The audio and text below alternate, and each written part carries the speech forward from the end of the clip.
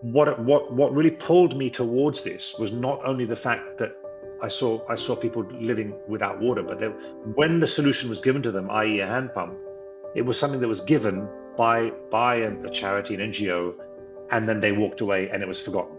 And then you'd see communities you'd see NGOs believing they'd done something good, but the community continued to suffer. So that became at the heart of what we started to do.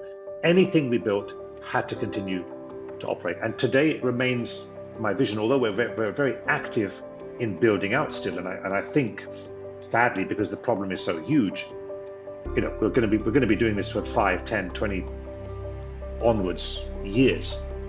But it is absolutely crucial that if anything happens to the Project Maji build team, happens to me, happens to our fundraising efforts, happens to anything along the way, everything we have built today, the 300 plus sites, the 300,000 people, the million we want to get to, they have to be continued to serve regardless of what happens to us. That is the absolute bottom line.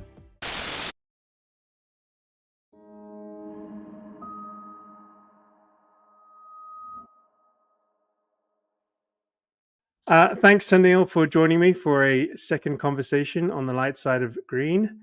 I'm very excited to be talking to you today, this time with a little bit more emphasis on scaling and how you've scaled your organization. But before we jump into that, could you just give us a little bit of a reintroduction to who you are and what Project Maji is? Sure, Anton. Thanks very much. Thanks for having me on again. So, Sunil Lalvani, I'm a British-born Asian, born into a family business of consumer appliances. That's kettles, toasters, juicers, etc. Spent a lot of my early entrepreneurial life traveling the world, living and working in China, across Africa, across Eastern Europe. Lived in Russia for about 8 years, and then found myself living. Well, I moved to live in Dubai in the 2000s, but found myself working a lot on the African continent with the family business, and that's where I came across the opportunity with Project Maji. It started off as a CSR project for the family business to give sustainable access to water to people in rural Africa.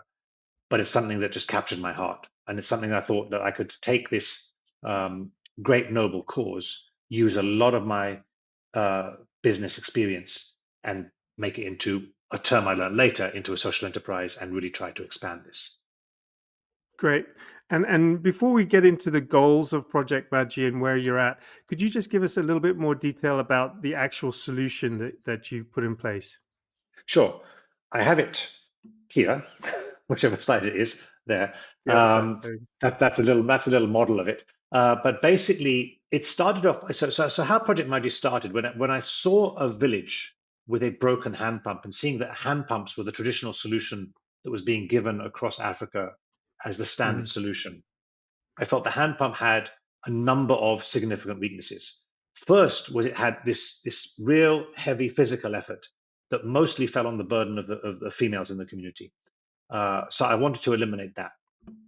Two, I saw that there was also, even when there was a hand pump given to a village, there was a long line of people waiting to collect water, and that took a lot of time up. So whatever solution I gave had to eliminate the physical effort, and it had to give a multiple tap solution to make sure that we didn't have that long queuing time. Right. Thirdly, very critically, I had to make sure it was going to be a long-term sustainable solution from all angles, environmentally sustainable, financially sustainable, mechanically sustainable. So we came up with a kiosk design like that, which that side, which you can see it has solar panels on top, which pump up the water instead of the physical effort. It has a 5,000 liter water tank, which stores the water and then dispenses it through gravity through multiple taps. So there is no queuing at the facility. But very importantly, all our sites also have remote monitoring. So we know when our sites are operating and when they're down so that we can get people in to fix them as soon as we detect a problem, because uptime is a really critical measure for us. Excellent. Thanks for that, Sunil. And so let's talk a little bit about the goals of Project Maji. You've spoken about fairly bold goals of what you're hoping to reach by 2025. Can you just give us a little bit of an understanding of what those are and where you're at with that? Sure. So It's interesting. We had a retreat with my management team about a month ago. We were all in Ghana together to Hmm. gather and just exactly that talk about where we are, where we're going, where we are on the journey, and how we make sure that we stay on that journey and accomplish it. And I dug up the very first PowerPoint I made to a bunch of the guys before we even built the first site. This was the plan. This was where we were going to go. So this was December 2014. We hadn't built Hmm. a single site. And I made the bold declaration at that point, we're going to serve 1 million people by 2025. I didn't know how we were going to get there. I didn't know what we Sure. were going to do to achieve that. But I thought, with 800 million people around the world who don't have ready access to water, if we don't set ourselves a big, hairy, audacious goal to start with, there was almost no point on going on this journey. So we set that goal of 1 million people. We are now 9 years later, 2024, and we are at about 350,000 people. And the Fantastic. meeting that we had a month ago was to set our plan on how we are going to achieve that million, still with about 18 months to go. So it's going to be challenging. It's going to be hard, but we're all dedicated and focused, and we have a plan on how we're going to get there. So yeah, we're about 30% of the way there. 350,000 people across rural Africa get access to water from our Project Maji site every single day. And about how many sort of water do you call them, water access points, or like how many Yeah. installations maybe So it's a good approximately? question. So we started off by building kiosks, Yeah. standalone kiosks, as the model you see behind me. Um, Hmm. but what we did as we were going on our journey and expanding, we realized that we can actually expand these into piped networks. Right. Sorry about that. Into piped networks. So we do have some systems which share a similar borehole, share the solar panels, and pipe out to a secondary water tank and what we Right. call Cool. access point now. So we now Hmm. run about 300 plus access points. Right. Um, Most of them are in the hearts of communities, but we also deploy them in the hearts of schools nearby in terms of medical facilities or clinics nearby in communities. So we try and get a full spread across the communities that we serve. Okay. Fantastic. So that's really impressive growth over that period from nothing to a solution which is now actually being delivered to over 350,000 people. And so what I wanted to explore today is the story of A, how you got there, and then B, how you're going to try to grow after that. And so the story of your scaling. And I guess, you know, there's many different ways and things you need to consider when you are scaling. I thought maybe the place that we could start off with is simply manufacturing. You know, how have you manufactured the how do you manufacture the solutions, and where is that done, and how do you get it from A to B, etc., etc.?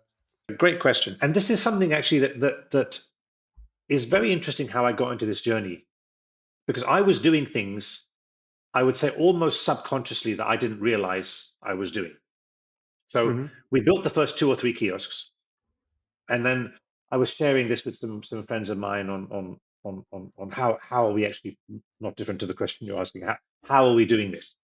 Hmm. Um, and I told them, yeah, what we do is we go to China, we get these things made, we get them shipped across, and then we deploy them in. And they say, hang on, what do you mean you get them manufactured in China? How do you do that? Yeah, we know how to work with factories. How do you work with factories? I had really just subconsciously taken 25 years of my business experience, stuff I was doing with consumer appliances day in, day out, with my eyes closed, and just took that as something that everyone can do without, and this is Yeah. what my friends point out to me, hey, that's a learned skill that you've got. You may take it for granted, but not everyone can go and do that. So Right. um, what we took, or what I took from my business experience and some of the colleagues who joined me from my family business, was how do we manufacture in China? How do we deal with all the logistics and get it into Africa? How do we distribute around Africa? And I'll go into all of this. And really, the only new skill that we had to learn was the last mile deployment. Now, Right. I'm learning that was a massive skill, and that's actually still where the biggest challenge lies, but let me take you through what we did. So understanding from my consumer appliance background about the importance of mass production, standardization of quality, cost control, all these things were stuff that we had to take into a Chinese factory. What we realized after building our first site, which was a concrete structure, it's a very good site. It still operates today. It's fabulous. But we relied on local masons to construct that hut, if you like. Right. The challenge with that is, as we go to scale, how are we going to ensure that is made to the same exacting standards every single time? Yeah, right. We want to make sure that local masons don't cut corners or maybe don't have a certain skill set, etc. That was what really sort of woke us up in terms of how we have to now start standardizing this. So that's when we went back to several of the factories that we know from our appliance business, talked to them, found a couple that had the competencies to be molding and bending metal into the shapes that we wanted. And essentially, we designed a kiosk, the one you see behind me, which is basically the best way I give an analogy about it. It's like IKEA furniture. It's all flat packed. Everything that you need is there, and we can then ship it cheaply across the oceans because it's flat packed. The freight costs are minimized, let me say. It's also designed so that it can fit on the back of a flatbed truck. So not only can we ship it out of China into the African continent, but we can ship it from, let's say, Accra into a village that is really hard to access. All of these considerations had to come along with what we were doing. Now, we can get our team on the ground to assemble this actually in about 4 hours. Once the cement wet works are all done on the ground and the borehole is in place, the physical metal structure goes up in about 4 hours to exact standards that happen across the 300 odd villages that we operate in today. And that's really critical because, and not only the structure goes up, all the solar panel wiring and switching is all pre-installed. So it's a plug and play solution. One, it keeps our deployment time low, and the cost lower because fewer people have to assemble this thing. But very critically, it makes sure that our quality is consistent, because when we have an appliance business, a consumer products business, if we want to sell an electric kettle for $19.99, there are definite trade-offs we have to make to hit that price point. We choose, what's the thickness of the plastic going to be? What's the lifespan of the electric element going to be? How many cycles will it do, et cetera, et cetera. And Right. frankly, we have to budget into that we will have a 1 or 2% failure rate. It's going to happen. If we want to get to 100% success rate, that 1999 kettle is going to cost $99.99, for example. Right. So it's a very conscious trade-off we make. The same thing had to happen with the kiosk. But the difference is, when we're selling an electric kettle, a consumer can bring it back into our service center, we can turn it around and we can fix it, and the guy goes away, hopefully within 24 hours or so, they've got their kettle working, and they have their cup of tea. Right. What happens if our kiosk breaks down? The community has no water. They can't bring this thing to us in a service center. We had to take our knowledge of what we did with factoring in failure rates, but applying a completely different standard to what we had when working in a village. So we actually had to work on as close as we can get to it, a 0% defect rate. So we had to make sure that everything was pre-wired, pre-arranged, pre-tested at the factory level, then sort of disassembled and then shipped out, so that when it plugs and plays in the field, it works without question. Because and there was a trade-off in cost as well here, because for us, a kiosk costs about $25,000 to supply and deploy in a village. We could perhaps save, I'm coming up with a number here, we could perhaps save $1,000 on that. Okay, so instead of $25,000, it can cost us $24,000, for argument's sake. What's the benefit of that saving? Slightly cheaper wires, slightly lower power panels, a slightly lower cost pump, whatever it is. It's going to have a knock-on effect to the community in time. We're the ones, and this is also the importance of our responsibility of deploying and maintaining, because we're not deploying and forgetting. That can be someone else's problem. It costs us about $100 to $200 each time we have to go out and fix a problem. So Hmm. if we're building these sites, cutting corners on the equipment, it's only going to come and cost us at the end of the day. So it's really critical that we make sure that the design and the manufacturing builds in quality from day one so that it serves the community better and it's economically a better decision for us. Did you pre-design after you've done your first prototype where you had someone had the masons build a solution? Did you at that point say stop and say, okay, we're going to now design this whole thing, including the shipping, packaging of how it's going to ship, so that it fits on the back of it, these trucks, all of this? Did you pre-plan this, or did you sort of iterate through several different designs to get to where you are now? Yeah, great question. A little of one, little of the other. So we built site number one, and obviously learned a huge amount from that. In fact, Sure. site number one, we built, as I said, when I told you, I went back to our initial meeting we had in December 2014. We designed that first kiosk sitting in our conference room in our office in Dubai. With hindsight, actually, even I probably knew it at the time, but it was it was just the excitement we had with it. Um, you don't design for an African village sitting in a conference room in Dubai. That's that becomes lesson number one. You've got to design it Sure. with the people. Now, as I said, the first site we built is still up and running. It's working perfectly, and it's a brilliant example of exceptional engineering and engineering design. Right. Problem is, it is completely over-engineered. You know, we were sitting there thinking, let's build this structure. Let's build. We put 24/7 battery backup in there. We put reverse osmosis into there. We put ultraviolet light filtration into there. 10,000 liters of storage. Fantastic.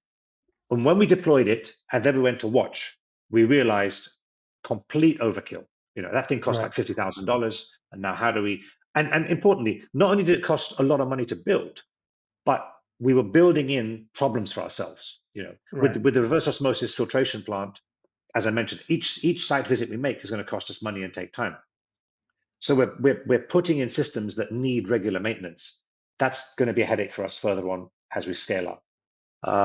The batteries, even if you use fantastic batteries, batteries eventually die, and they cost money, and they're also a very easy theft risk in the village. So we thought, let's get rid of the batteries. So we then Right. built a second and third site, exactly iterating on those lessons, and Hmm.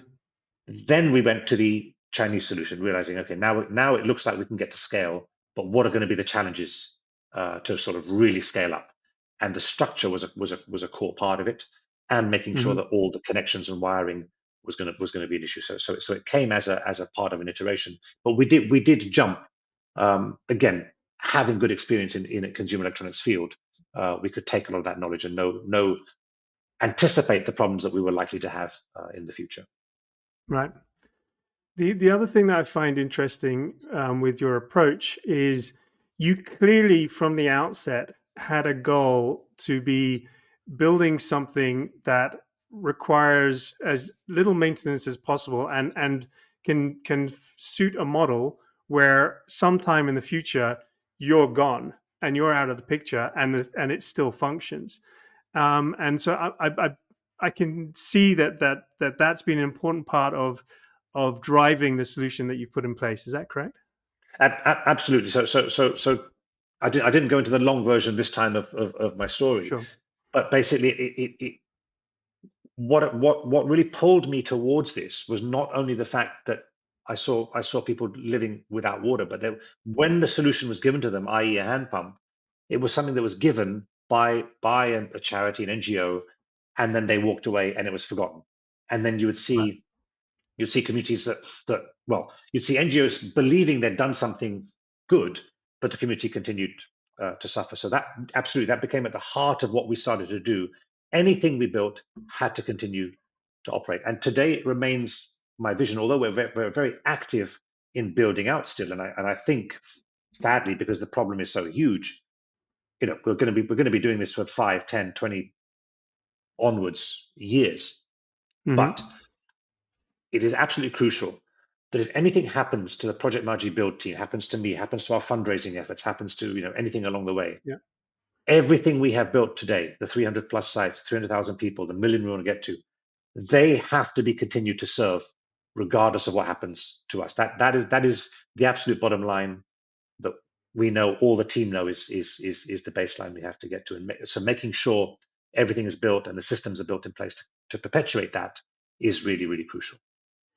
Yeah, and it is a subtle thing, but I think it's really important for people to recognize that, you know, to be able to put in a scalable solution like what you've built in Project Maji, you do have to have that kind of a goal from the outset. Otherwise, you can't actually just you can't scale.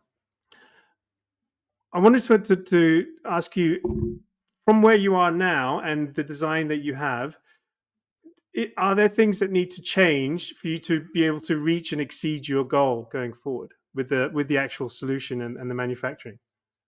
Yeah, so the what we call the mini Maji, the same structure that we designed 8 years ago and we're deploying now, still remains our core product, if you like. Right.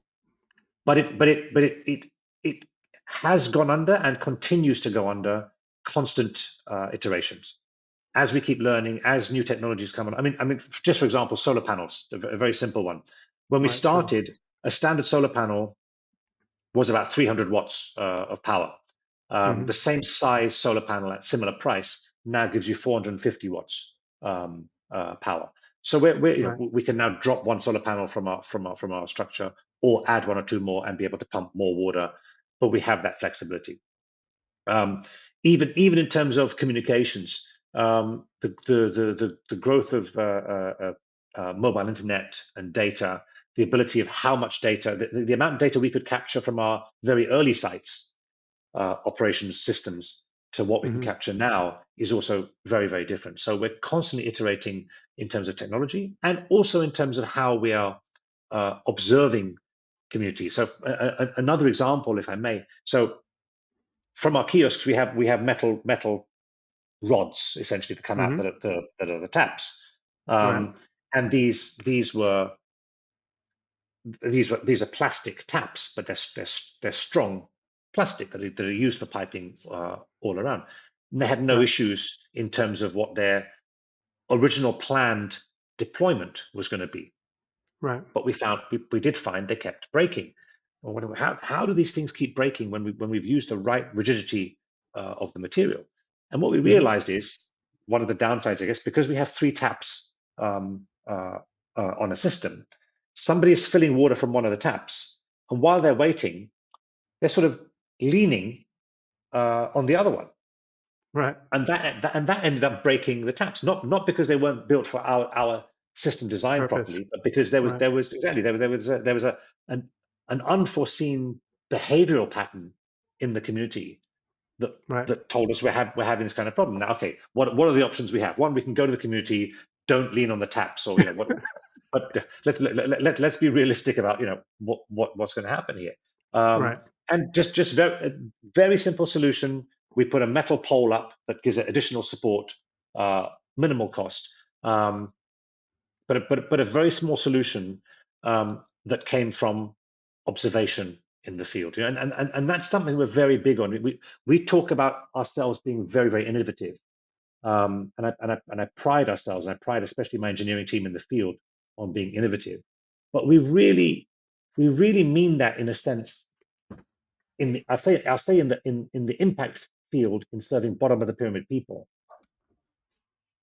This is not about coming up with the newest, highest technology.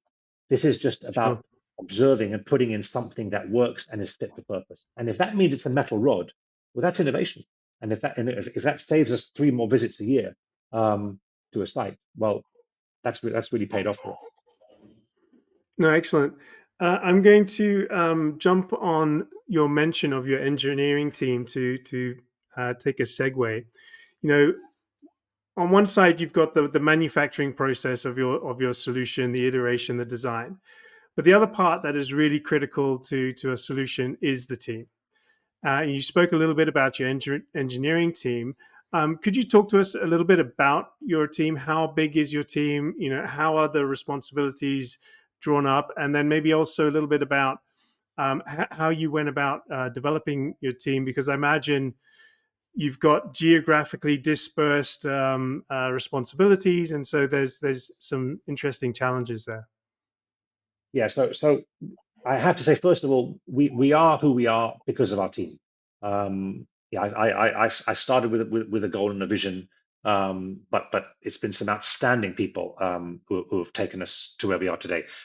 Four of whom, on a team of now about 15, 16 full-time employees, four of them are still the original four.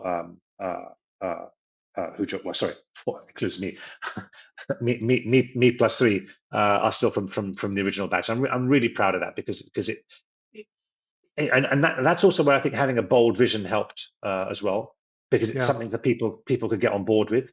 And as hard and challenging as it may be, and maybe even because it's hard and challenging, it's something that appeals to people, and they want to get on board. So we rally people around that.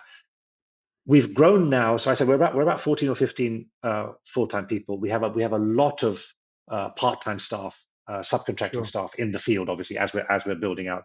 And we do try and also recruit people from the villages as we build as well. So as I said, even though we Hmm. have our prefab structure, there is some wet works that need to be done. We do need masons and plumbers from the village to come and help us. So rather than drive in people from Nairobi or Accra to the villages, we'll always try and use people on the ground. Sure.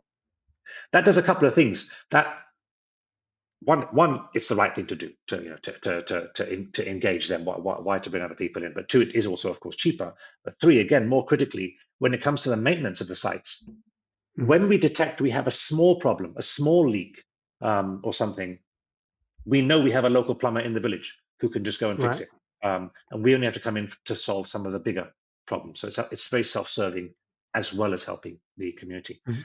And back to the team, what we have now is we have a tight team because we're still an Mhm. NGO and we rely on donations. So it's something I had to learn. And we have, I like to think of ourselves much more as a startup than as Yep. a lowly funded NGO. And I think there's a very big mindset difference, Yep. because Sure. I want to see as we scale that we can start to recruit better and better people, um, more people at the right levels. I want to be able to pay all my staff proper market salaries. I don't see why people should have to join an NGO and work on lower salaries. Yep. Maybe at the beginning, again, like a startup mentality, but as we grow, they have to grow with us. Hmm. And I think that's also an important point, because as we grow, as we want to serve a million people and then maybe 10 million people after that, etc. If we're getting in donations of several $1 million a year, let's start off with the fact that I need a good finance person. You know, if we're going to be handling this kind of money, donors are going to want to see, well, who's handling it. Well, no, we got a competent financial department.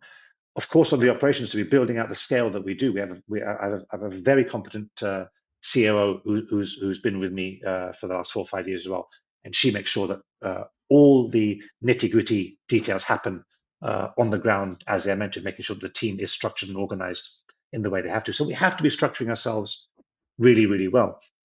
So we Hmm. have a limited, let's say, head office function, myself, a CFO, and a COO who overlook these things. And the rest of the team is pretty much engineering led. Right. So we have an engineer who's in charge of the Kenya operations. We have an engineer who's in charge of the Ghana operations, who also then oversees the rest of engineering for us across the continent. Yep. Um, and they go out and do their job. We try and make sure that people can think a bit entrepreneurially. We try and make sure that we delegate authority to them. Hmm. I'm a big fan of a phrase called we call it ARA, authority, responsibility, accountability. Hmm. If you're gonna give, it was a friend of mine who introduced this to me. Think of it as a three-legged stool. You have to have all three. If you take one away, the stool's going to collapse. if you give people authority, you have to give them the responsibility as well, and they have to then be accountable with that. And that's how we try to engage with the team. We're working with, as much as we standardize our solution as a piece of hardware, every single community is unique in its own way. In Sure. terms of how we engage with the communities, and that's something I forgot. Definitely, we have a very skilled team in terms of community engagement, because Okay. building is one thing. Making sure that the community is bought in and understands why we are coming, understands the importance of having clean water in their villages.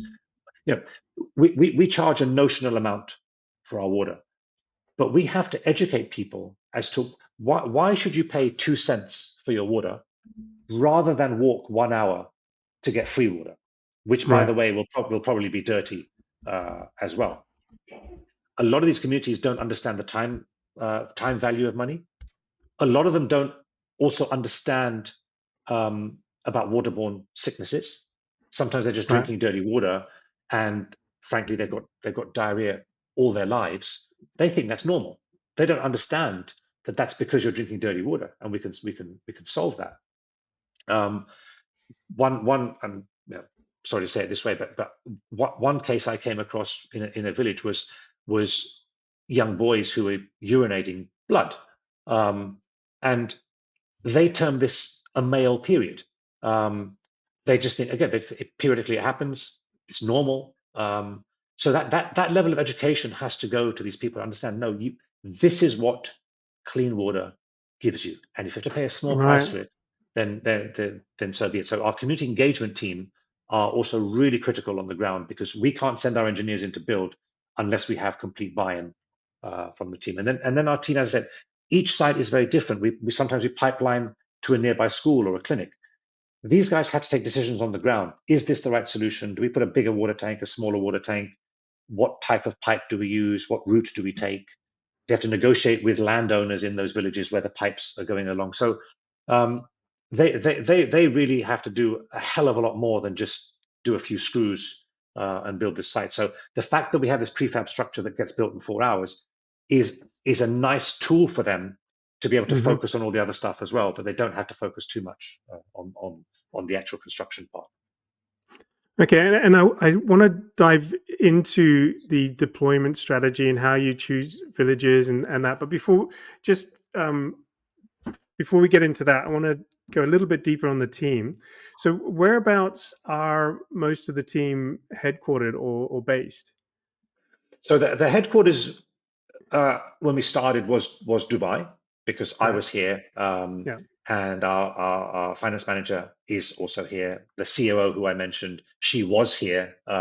She's a Dutch lady. She's moved back to the Netherlands. We have a graphic designer who helped us with all our collateral material. She was based here. She's moved to Australia.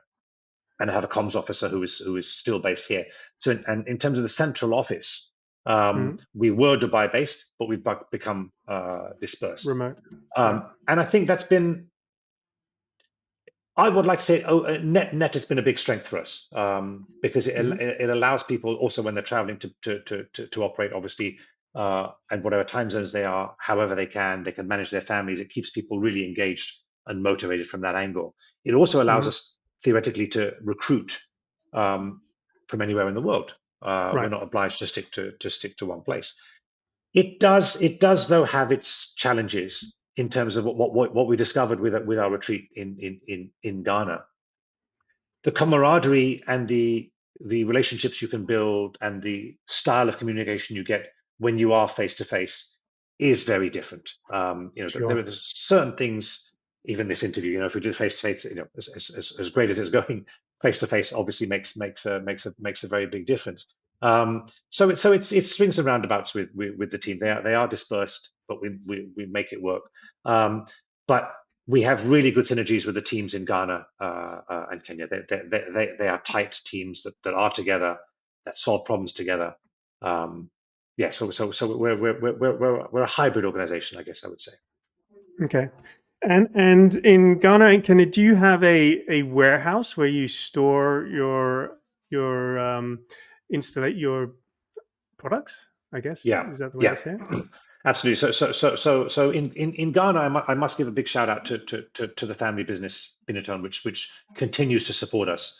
So Hmm. from day one and even today, we get we get use of their offices, we get use of the warehouse, and a lot of Hmm. soft factors as well. So that when a container of our kiosks comes in flat packed, Yeah. going to customs, getting them cleared, etc., we get great support in things like that, because that is an admin headache. So Right. what it means is, if the family business can take care of that, then our engineering team can just be purely focused on deployment into the field. Yeah. In Kenya, we're growing this capacity. We do have to do some of it ourselves, but we also get great Hmm. support from some of our significant donors. Again, we do have complementary warehousing that has been granted to us by one of our donors. We do have great support on some of the other stuff, um, but it's not our own my own family business that I can ask Yeah. more and more things. But yes, we do have warehousing, customs clearing that we have to have, because we're bringing stuff in from China. Okay. No, I understand. And so, last question on team, and you did touch on it. I'm a big proponent of culture and team culture. I think the culture that you set up for your organization is critical. Um, you have unique challenges with your culture, as you touched on. You've got a remote team, a remote leadership team. You've got people on the ground. You're in 2 countries. How do you think about that, or how are your thoughts evolving around that? Culture is I'm going to say, I think we have a great internal culture. Hmm. Um, we are Entrepreneurial is the one that always comes to mind, in terms of how we think. But we are transparent, we are honest, we are accountable. Everyone Hmm. shares this kind of a belief. So if problems happen, they can be brought to the table. There's no accusations, and there's no blame given. It's always going to be a learning. So in terms of our general working culture, I think we have a lot of strengths, and a Hmm. lot of that is driven, again, because we have a solid, clear vision that everyone gets behind. Yeah, Yeah, all that's said key. and done, at the end of the day, everyone knows, well, that's where we're going. And the key vision of 1 million people by 2025 is broken down also into various other KPIs that obviously help us get there. And we have targets along the way, like any other organization would. In Yeah. fact, what I say is very much the difference between a social enterprise and a typical for-profit enterprise. We run the same way. We all have KPIs, but our KPIs are not turnover and profit margin. Hmm. Um, their impact measurements about how many people we've reached, how many kiosks have we deployed, what's our performance uptime, etc. These are the things that matter. Hmm. And again, everyone is aligned with that. Where we have had challenges, but again, I think it brings a richness as well. So it's something I wouldn't want to trade off. Is we are very much multicultural. Um, Right. my COO is Dutch. I'm British Asian. Hmm. My finance manager is South African. Our head of engineering, who's based in Ghana, is Indian. Um, and then we're working with Ghanaians and Kenyans on the ground, and um, we have to make this work. Um, we definitely come across some challenges as that Sure. happens, because communication styles might be different, but it also brings a richness. And what I think is beautiful about our team is, rather than these differences in culture repelling each other, it actually attracts each other. And I Hmm. think everyone learns from each other. But Yeah. and I'd like to believe that they take the best of everyone and say, "Let me take that on board," as opposed to repel it. So I think it has its challenges, but I think we're richer for it. Sure. So maybe just one more question in this area. Um, Are there specific things that you plan and that you do to try to ensure that the team comes together, specifically to bond and to create culture? I noticed you spoke just before about a recent gathering that you had with the team. I noticed, that you do a lot of personal travel to your different sites as well. I'm guessing a lot of that is about culture building as well. But if you can maybe speak, yeah, just a little bit about the Sure. specific things you do, maybe. Sure. events? Or So one thing that I think was beautiful about COVID, just speak about myself for now. hmm Um, One thing that's beautiful about COVID was everyone learning how to use, Zoom and Teams and all these tools. Because again, right, in my previous working life and even my early days in Project Maji, what I'd often find is that I'd travel to a country and spend a lot of that time sitting in a conference room having meetings and going back from that trip thinking, yeah, not super excited, frankly, because I didn't get on the front lines as much as I would have liked to. right, What I found with traveling and using virtual meetings is all the conference room setting meetings, we get them out of the way uh, remotely. yeah, And then when I travel, I'm in the field. I'm meeting yeah, new people. I'm meeting donors. I'm building relationships, but it's not sitting in a conference room.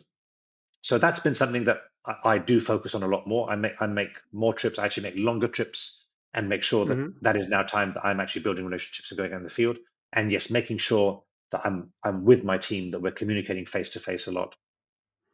You know, because again, what you don't get from a Zoom meeting, you get all the functional stuff done. Of course, before the meeting and after the meeting, you'll have a little chat. You'll have a little bit of an icebreaker.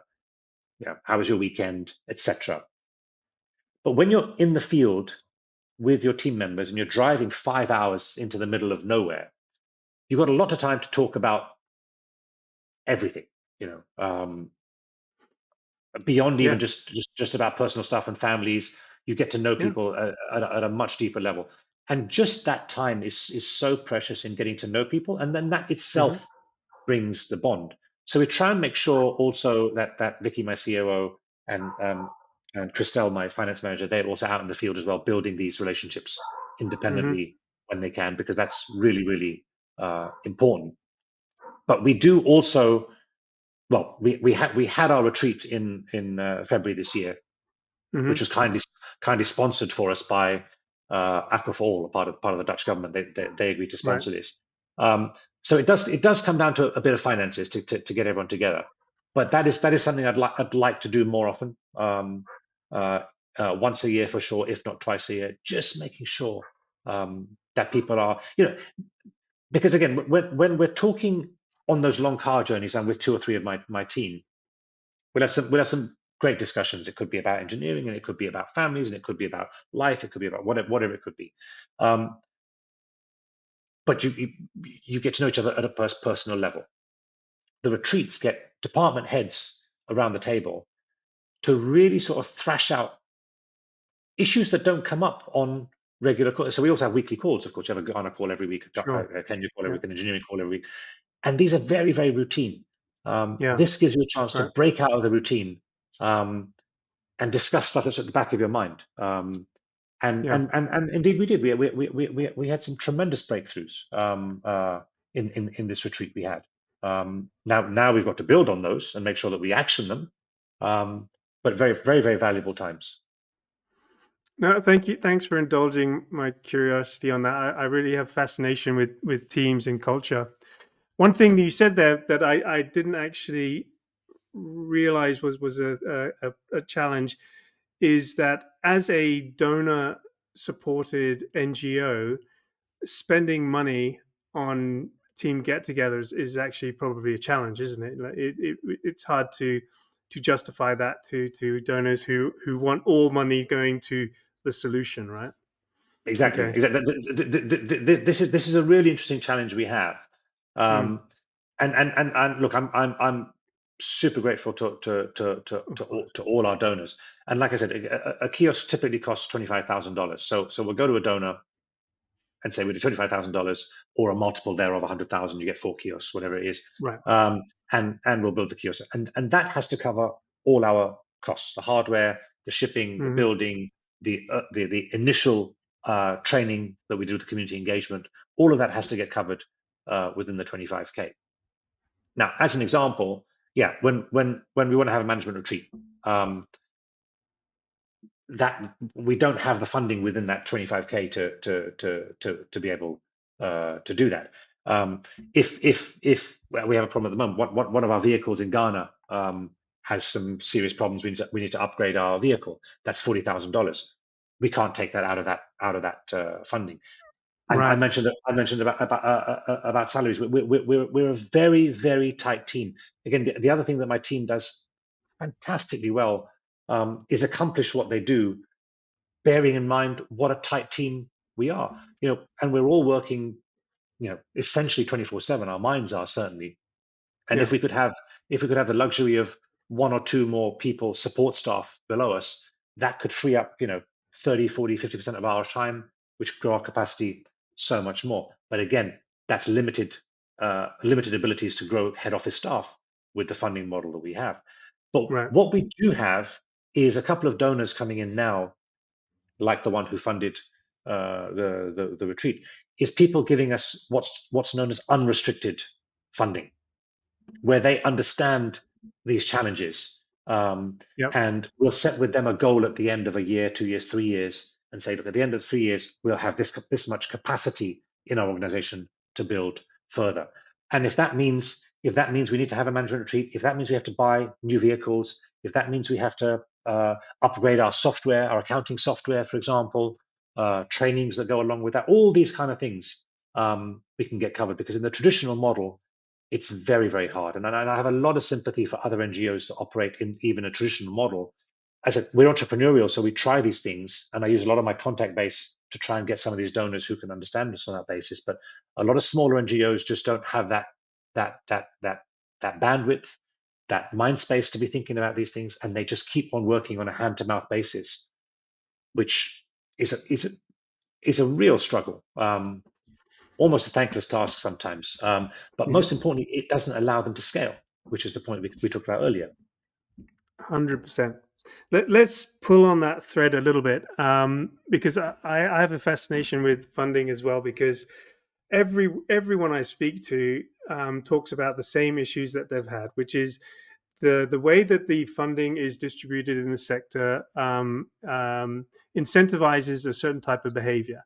And in particular, what I'm talking to, and I'd like to see how this matches with your experience, the idea of project funding, having a lump sum of money that goes to a very specific project and has to get executed according to the contract tied around that money. One of the problems with that is that there isn't therefore any very much margin for operational costs to maintain a team. The other part of the problem is once that project's finished, you then need to get the next one. Now, in between those 2 or 3 or 4 projects, you have a team that you have to maintain. And so, how do you do that when you're only getting project funding? And so, what you see is NGOs, they spend a lot of time stringing together these projects, trying to live off the margin on the project, and inevitably these projects aren't exactly what they want to be doing, but they're taking them on because they have to. And in all of that sort of confusion, they get lost, they lose their focus, and they're stuck on this rat race of a funding game, which doesn't give them space enough to really focus on what they're trying to do and to look forward to where they want to build to. They're just constantly chasing their tail. So I don't know, does that reflect to? Yeah, that resonates with me quite a lot. So we faced some problems early on in the journey when, as I was starting out, to get any donor on board was a challenge. To get them on for $2,000, $5,000, whatever it was. I remember the first person who gave us a $25,000 check for a site. I was in tears. It was like, Sure. how has that happened? Great validation for what we were trying to do, but it was emotionally draining and euphoric at the same time. Sure. But it was really hard to get those early donors on board. And what we found with some of the NGOs in Ghana, which obviously where we started, was some of the early checks we got were, okay, we'll sponsor you, but we want sites built up in the north. And we took Right. we took those on. Now, don't forget, our responsibility when we build a site is also to maintain it. So we were taking Right. on a liability that I didn't calculate properly, Hmm. because it meant it meant our team was going to be very stretched in terms of where they had to go. Now we did manage Hmm. that, and slowly over time we grew more sites in the north. I mean, we were able to control it, but it was an expensive decision to take because I was so tempted to grab that money. So Right. we've become a lot stronger since then. Is that if people want to donate and it doesn't fit with it doesn't align with our geographies and our mission, etc., we do say no. Now, we're obviously in a strong enough position to be able to say no to some of those things. It took us some time Right. to get there. And the other thing I did with one of our donors about 2 years ago, he's now a significant donor and immensely grateful. In fact, there's a pair of them. They work together in Kenya. Hmm. Was they agreed to give us 3 years worth of funding, project based. So Hmm. multiples of 25,000. We put a Hmm. projection up. Is that how many kiosks we think we can build in that period? And they said, okay, we'll fund it. So basically, as long as we build, they will fund it. So it puts a lot of pressure onto us to be able to deliver, but that's fine. Right. That's a pressure I'm quite happy to have. But it also meant, exactly to your point, that it meant we could take on some full-time staff. It meant we could hire some vehicles over a long term. It actually ended up dropping our costs because we were Right. able to take on people. Instead of hiring part-time staff who might previously, what we were doing, $25,000 to build a kiosk. Let's say the labor cost element, let's say, I don't know, was $2,000, $3,000, whatever it was. That would have been part-time labor that we were bringing in.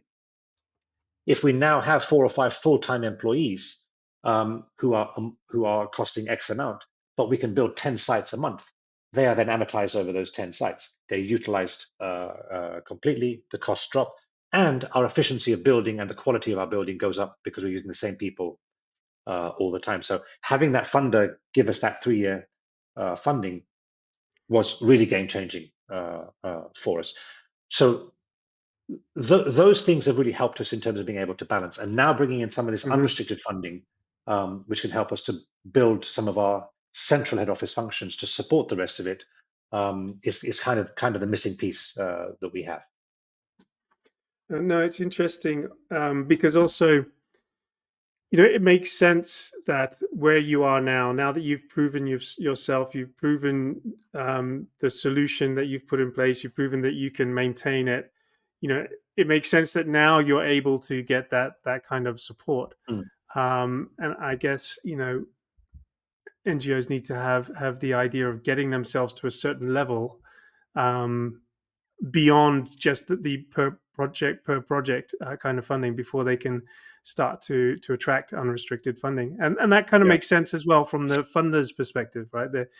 yeah, They're not they need to know that it's not going to be going to waste. yeah. And maybe sticking on the funding just for a little bit, how does your funding need to change, or evolve for you to reach your targets? Is there anything that, I mean, besides just needing to get more funding? So Um, yeah, how do you think so about so that? yeah, so obviously more is Sure. that's straightforward because we just need it. I think um, there are a couple of challenges for us here. One is looking to get more, let me say, sustainable funding, because again we got these guys who are giving us 3 years of finance. They very kindly indicated if we hit our targets, they'll they'll continue, but there's Hmm. no guarantee of that.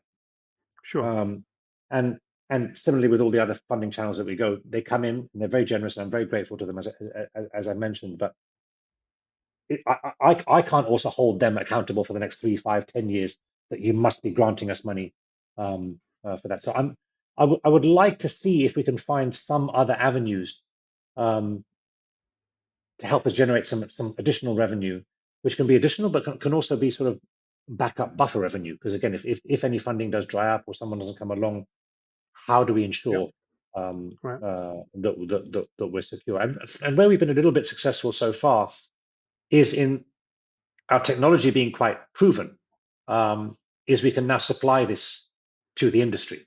Um, that becomes Ah, an avenue where people like our kiosks because it is proven in the field that it works. It's really well thought out because again, it's not designed just having in mind how do you build a kiosk. It's like I mentioned, the people leaning on the tap. Little mhm, details like this. How do you make it also user accessible? Um, because again, for us to reach 1 million people, 10 million people, 100 million people, I'm quite clear. We're not going to do it ourselves. This needs to be right. done with partnerships. This needs to be done with other people working across other countries, and people playing to their strengths as well. And it's Yep. very clear to me. Our strength is our technology. There are many people, very very good organizations. And we partner with one in Uganda, for example. We partner with two in Uganda, um, who do a fantastic job of community engagement, deploying on the ground, maintaining the sites, etc. What they weren't good at was finding out how to build solar kiosks. Um, so that's the element that we provided to them, and they deploy them and they carry on and run. And that's great. They rely on us for the equipment, we rely on them for the deployment, and more people benefit as a result. Just a very quick question on funding. Do you do or have you looked at sort of branded kiosks? So all our kiosks are branded in that sense. And so in fact, the way, and maybe that's a little bit different to how we pitch ourselves compared to other NGOs, because Hmm. when we say project finance, like I said, it's $25,000 for a kiosk.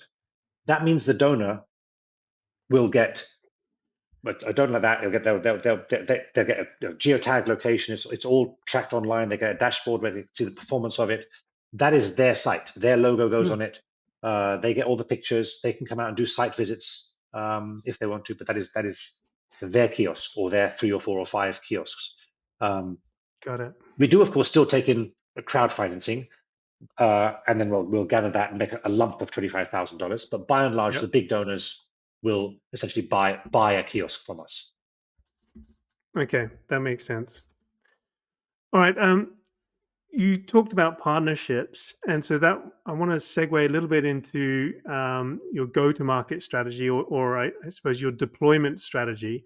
Um, After you've got a few places, villages, or a few installations established, how do you start to think about where you deploy your installations? For instance, you also talked about how you had to deploy some up north, and that was increased costs. How do you think through that kind of thing? So, sorry, pause a second. Yeah, sure, no problem. Okay. So partnerships is a really good way to think about that because we partner not only with donors, but we partner also with local authorities and local governments. So anywhere we go, be it in Ghana or Kenya, we make sure we are fully engaged with the local government, Hmm. and they take us to the communities that they think we will best be suited for. And we Yep. always sign a three-way agreement when we deploy a kiosk. It's between ourselves, the local government, and the community to make sure that everyone knows uh, why we're coming there. It Hmm. documents what our responsibilities are as well, what we have to do, because if the community is going to be paying for water, they're going to provide us with a caretaker, etc. They're going to look after the cleanliness of the site around it. So they have a responsibility. We have Hmm. our responsibilities, and the county government is there, the local government is there to make sure that if there are any issues, they'll come in and they'll help smooth them out. So very much engaging the local county government um, is critical for us finding our sites. Okay. And then to reach your targets, do you imagine that you'll be able to do it in the countries that you're presently in, or will you need to expand further, or do you plan to expand into other countries? We'll need to expand for sure. Well, again, within the time frame, we won't do it within Ghana and Kenya alone. We'll keep Hmm. expanding. Yeah. But Uganda is already online, as I mentioned. We have a couple of partners there, and Yeah. we are ready to start in Nigeria, Malawi, and Rwanda quite soon. I hope within the coming weeks or months we will start there, and that'll also help us to expand. And then we'll be looking for other countries as well. And I'm very clear like I said, playing to people's strengths. Any further geographic expansion, we will not do ourselves on the ground. It's going to be critical, again, using the word partnerships, finding a good partner NGO where we have a like-minded philosophy and culture. We want to Hmm. partner with those NGOs who believe in the build and maintain models, as Yeah. opposed to those who are just sort of the build models. Because for us, again, sustainable access to water means it's going to be running for the next, multiple years. That is crucial then to have the right partner on the ground who's going to do that. So, as in Malawi, Rwanda, and Nigeria, we found those partners. Now there's just a bit of sort of uh, admin stuff to make sure that we can get that off the ground, and we can start to expand that way. And so, what would you say is the key bottleneck to expanding? It seems like you've got funding in place. Obviously, you want more sustainable funding and you want to diversify that funding. But it seems like to go where you want to go, you've got that in place. So, what is it then, therefore, that would hold you back from not reaching your goals? So I'd still say it's funding. First and Okay. foremost, it's funding. So we, we, Okay. we have good funding for our projects in Ghana and Kenya. Right. With our Ugandan partners together, we have found a financing partner. Hmm. Um, but Malawi, Rwanda, and Nigeria, that's still to be confirmed. And then again, Okay. the early guys we're talking to are again talking about limited project finance, whereas I want to make sure that we can find donors who will then give us sort of that long-term finance. Because that just helps you put more teams on the ground so you can deploy more efficiently. And then really focus on the scale. Because again, a challenge for me is a huge amount of my time goes into fundraising, Yeah. and Right. that's I understand it completely. It's because donors, at least at the final say, want to talk to me directly. Sure. As I understand that that's no different to any founder starting to raise funding, but that puts a limitation on my time. So if I can limit the amount of time I have to do that, that allows me to be more flexible on working in the field as well. And whereabouts are you targeting your search for funding? Do you generally focus in the north, or are you also getting a reasonable amount of funding locally? So our biggest Kenya funders are Kenyan. Right. So Cool. that's really good. Some of our Ghanaian ones are Ghanaian. Um, it's a huge mixture. Right. I must say some of it's from personal contacts, and it's individuals, very generous individuals who donate to us.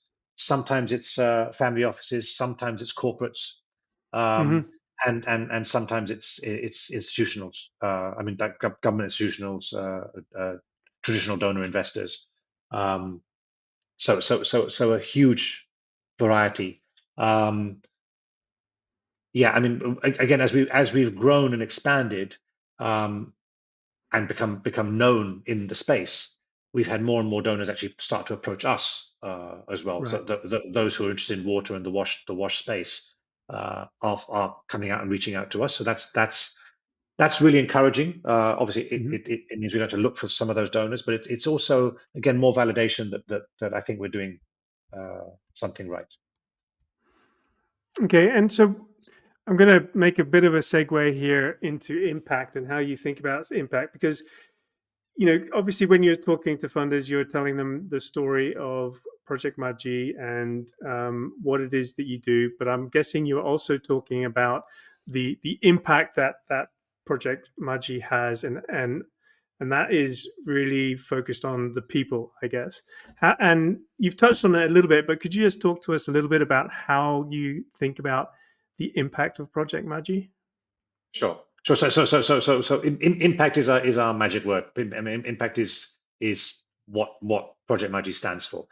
Yeah. As I mentioned, we have this big goal of getting sustainable access to water to 1 million people Hmm. by 2025. Um, so that's straightforward. Tells you we want to impact, or we say transform lives of 1 million people. But what does that actually mean when you give them water? The obvious things which I mentioned already is people suffer from waterborne diseases if they don't Mm-hmm. have access to clean water. So first of all, that means in a typical village community, and I think I mentioned before, but we try to serve villages of 1,000 people or less, Oh, yes. um, Right. and we target them actually because those are the ones that have been left behind. Actually, because they're not financially attractive and viable businesses, business opportunities. That's why we Mm-hmm. attract them, and that's why we have to have an NGO model. We could go to bigger villages where we could sell more water at a higher price and set up a for-profit model, um, but then these guys continue to be left behind. That's the kind Right. of conundrum. So we decided, no, those are the guys we want to serve. That's our target. Now, these guys typically in rural Africa in these villages are farmers. So if they get sick with waterborne diseases, they can't go to their farm, and they're Mm-hmm. subsistence farmers. So that means their livelihood is gone for a day or a week. So we save them from that. A huge amount of money gets spent on medicines to cure them as well. They don't have to spend that kind Right. of money with a small investment into buying clean water. That's the first level that you see. Then you start to understand that um, it's the task to collect water from distant sources is usually tasked by the females in the village, women and girls. Right. Now they may walk.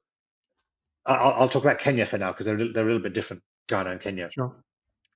The women may walk an hour or 3 or 4 or 5 or more to collect water. Um, Apart from the fact that just by itself is such an arduous task to walk, let's say 10 kilometers a day Right. there and back to collect water, maybe multiple times. And then they're carrying this water on their head. A jerry can of water, 20 liters of water, it weighs 20 kilos.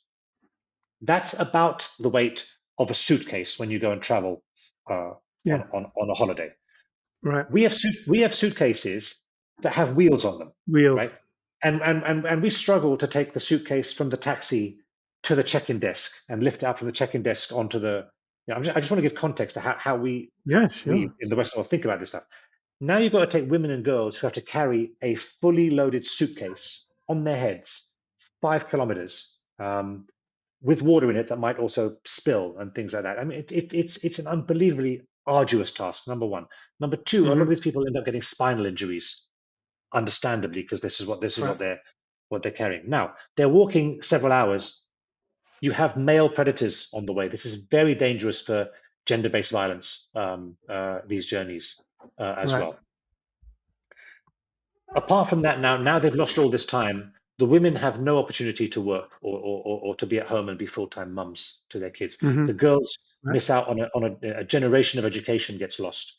So you perpetuate a cycle of gender inequality by not having this. So the knock-on effects of not It's having huge. water and the positive knock-on effects of hitting 1 million people, you can now see how that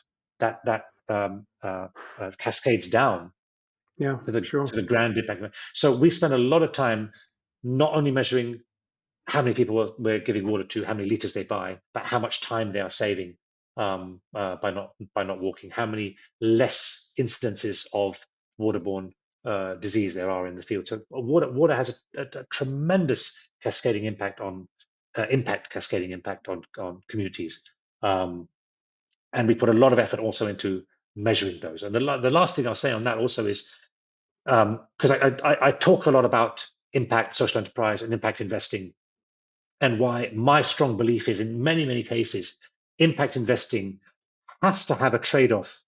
Uh, when you show positive financial return, you have to have a lower financial return.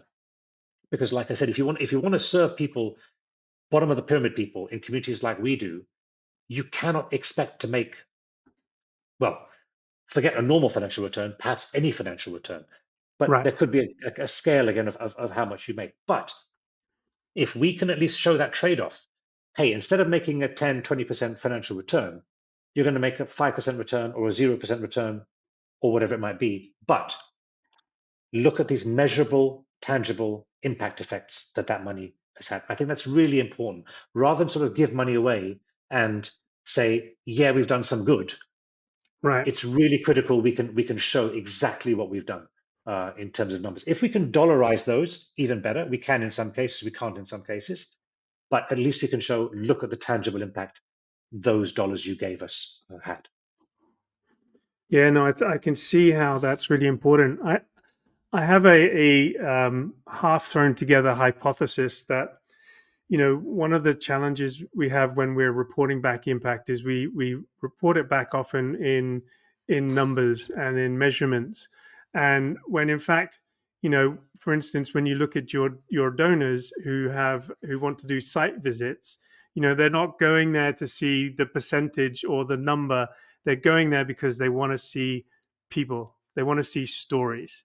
Yeah. And so I'm a big believer of this idea of, being able to tell stories of impact as a way to encapsulate, the effect that you're having. And I wonder if that's something you guys think about, how you tell your stories, and do you do that a lot, or how do you think about that? Yeah, it's a huge and really important part of what we do, because you're absolutely right, Anton. I got sucked into my own trap there, where we talk about the real tangible benefit, and it is real tangible benefit, of course. Right. The It is. thousands and hundreds of thousands of lives that we save, but people want to feel it. And you're absolutely right. And Right. again, even for myself, why I love spending time in the field, because it energizes me so much. It's the same for all my team. We go there, and we often say we actually work for the smiles we see on people's faces. So it's all about stories. And yes, we have an active comms team, marketing team. In fact, my daughter was out with me about 8-9 months ago, and she led an initiative to help us try and drive more stories across Instagram and TikTok and whatever it is. Telling stories of, in fact, interesting, telling stories of people, putting names to the people. They're little things, but they're very obvious. Putting names to people in the villages, Absolutely. and following their normal lives, Yeah. when you've given them water. So simple things like if a lady now has water, we followed her, with her permission, of course, and followed her making dinner for her family, because she had time to do that. She had the water to do that. And you see it. You see a loving family of kids now playing in the evening. This was another thing that came across to me, talking to kids in one of my early journeys, where we helped a school, and I was personally just interviewing some kids to ask them, what impact has this had on you? How much has it changed? And you get the really great stories that, instead of waking up at 5 a.m., going to get water, coming back, then going to school, I can wake up early. I can wake up at a normal time, and then they save time in the evening as well. And I remember one particular young girl I was speaking to was like, so now you don't have to go and collect water in the evenings after school, and you save that time. What do you do with that time? And I was all prepared for her to say, yeah, now I can do my homework, and I can get ahead in class. And she said, I have time to play. Right. And I thought we miss this. We miss this so much in all our efforts to try and help these people.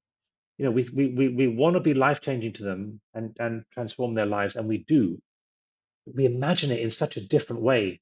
Yeah, they're going to go to school, and they're going to go home, and they're going to do. They just want to be normal kids.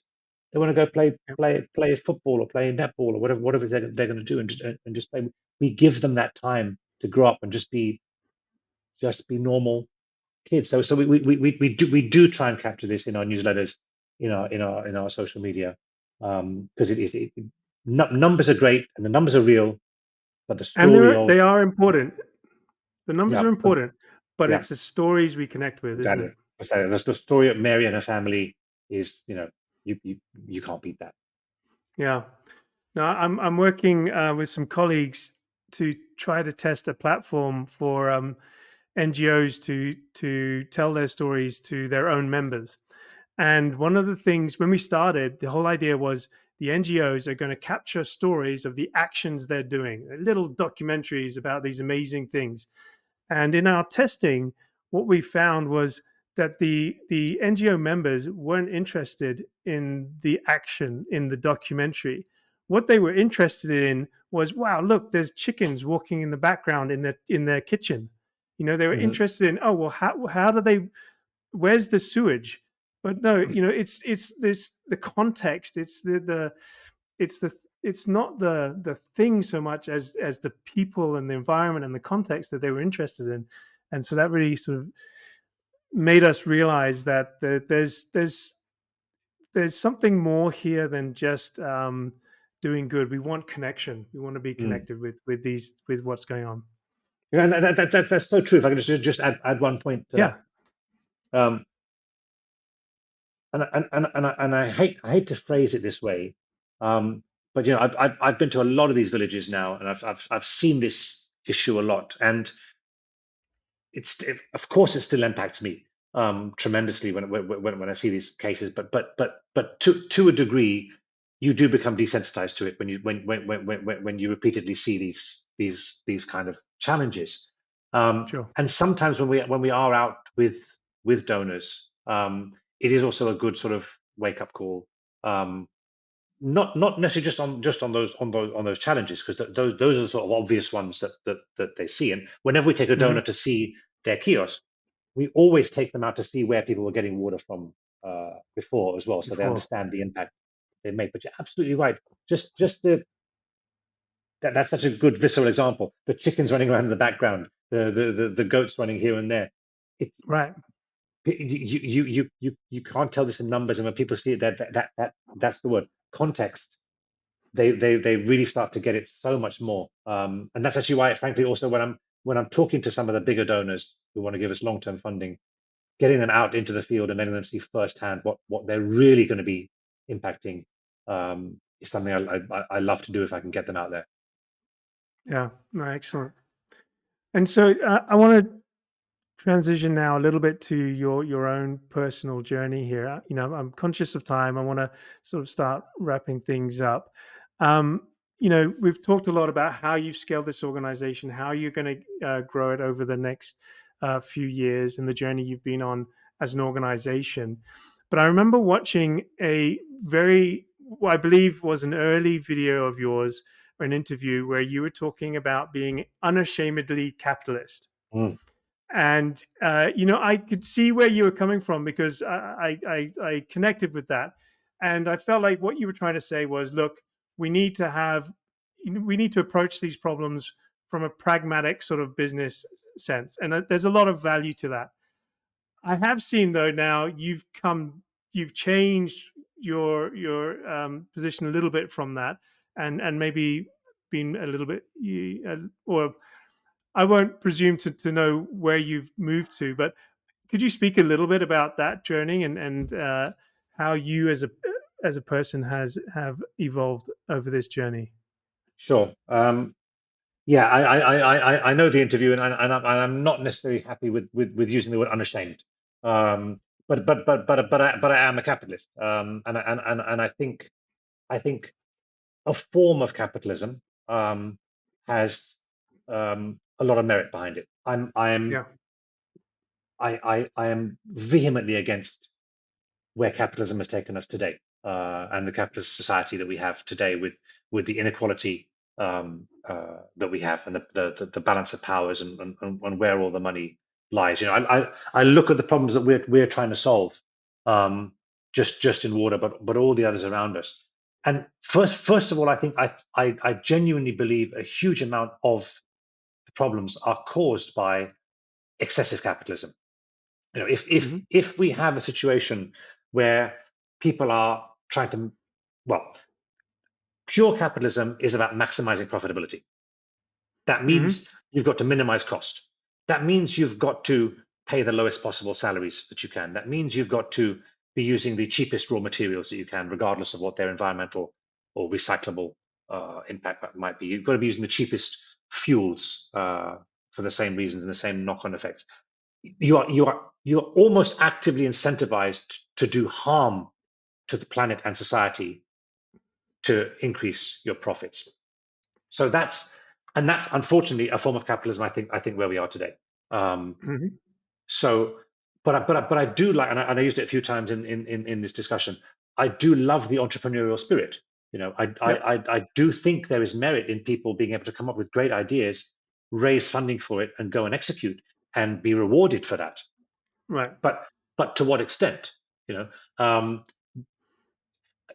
I don't like ESG as a measure. I think um, that's pretty much greenwashing all over that. Yep. I do tend to like the structure of B Corps a bit better, Hmm. because Yep. I think Sure. they are more obliged to be looking after all the stakeholders, be paying fair salaries, be using sustainable materials, etc. So I'm in favor of capitalism that way. If you can do it in a sustainable and sensible way, it's a great tool.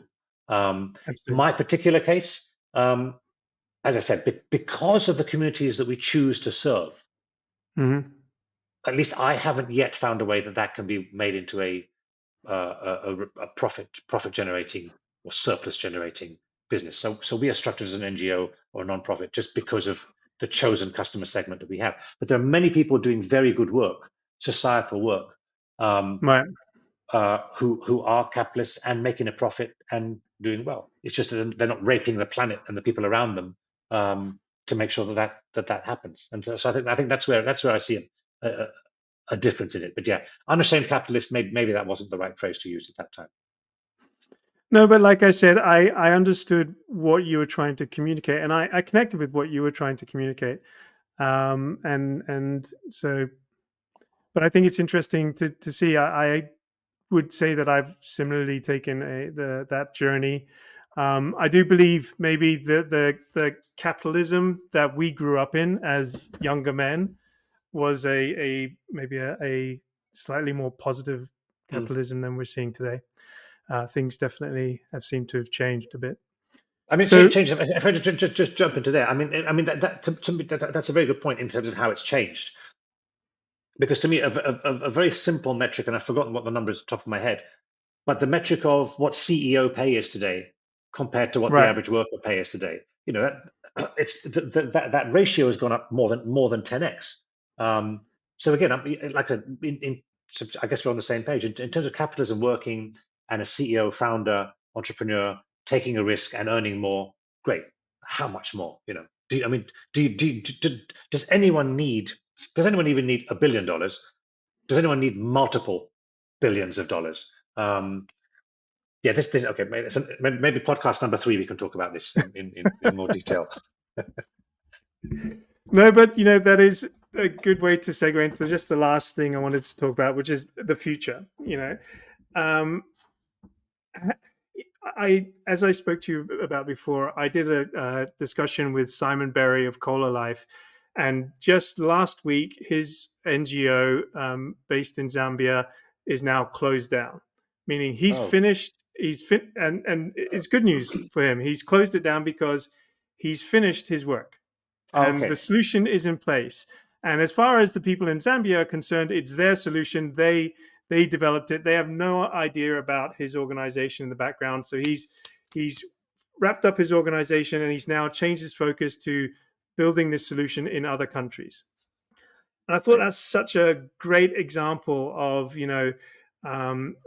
of solving the problem.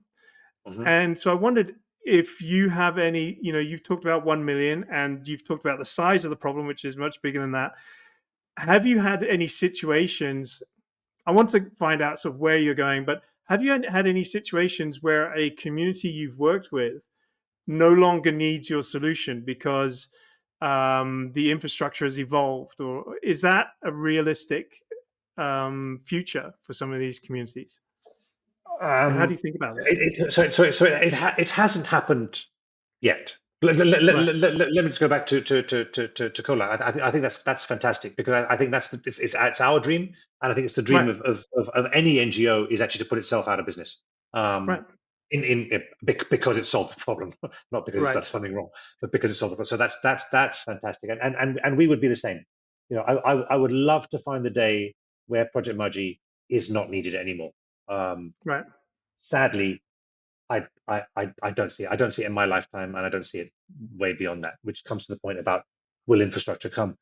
Again, one of the reasons we looked at these villages of 1,000 people or less is just because they're not they're not viable for private enterprise to come in, um, and they're because they're the smallest, they're the lowest priority for governments to start reaching. And governments where we work a lot of Nairobi in Kenya doesn't have water.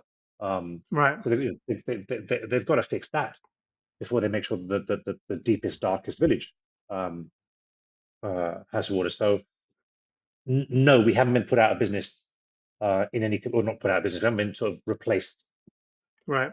as yet by anyone. And sadly, I don't think it's gonna happen. Um, and to me also, what some NGOs have tried and sadly, by and large, failed with Hmm. is making sure that even when hand pumps are put in place, that the village, it's called VLOM, village level operation and maintenance. Um, it's never really worked. Yeah. Unfortunately, the simple governance within a community is not there to make sure it's operated and managed well, and the money is kept. In odd cases, it might have worked. Of course, I'm not going to brandish the whole continent with that brush, but by and Sure. large, it hasn't worked. So we have to then end up building our maintenance team to be there, frankly, for the foreseeable future. So, last question, and then we'll wrap up. You know, when I look at what you're building, you're sort of building a network of solutions which are being serviced by um, maintenance teams. Is there any value in looking at this network and trying to bring in other solutions, partnering with other NGOs who do I mean, I'm not sure what an example might be, but maybe medicine distribution or things like that that can build upon your network to deliver more value to those remote communities. Is that something you've Yeah, looked at or think about? absolutely. So there are a couple of things we're looking at in terms of further revenue generation and for Right, sustainability.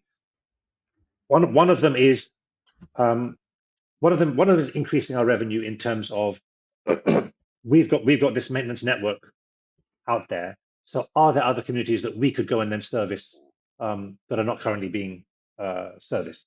Because this is right, also for us, it's also a game of scale. The more communities we can serve, the more efficient we can be, obviously. So that's one thing we're looking at. right, How can we expand our, again, one of our strengths in Ghana or Kenya, and service other communities that are perhaps not being well looked after?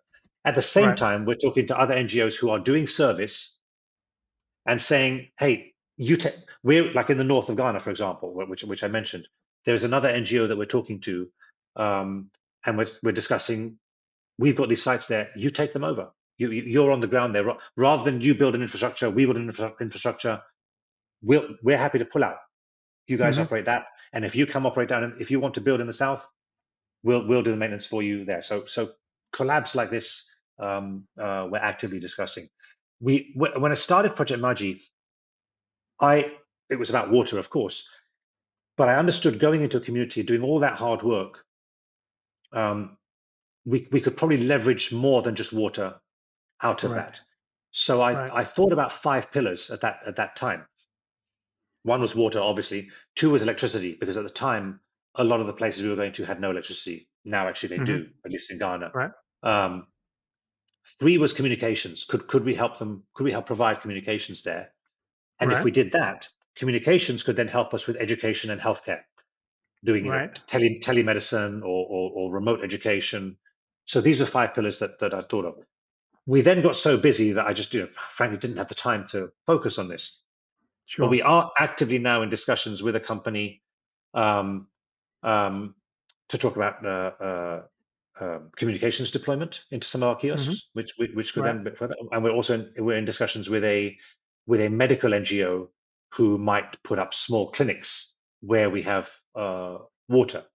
So yeah, so there is a lot more that can be done where we put a water site. We can expand on that, Yeah. and that can be good for the community, and it can be revenue generating again to make sure that we've got money to sustain and to grow. Yeah. No, I can see that. Excellent.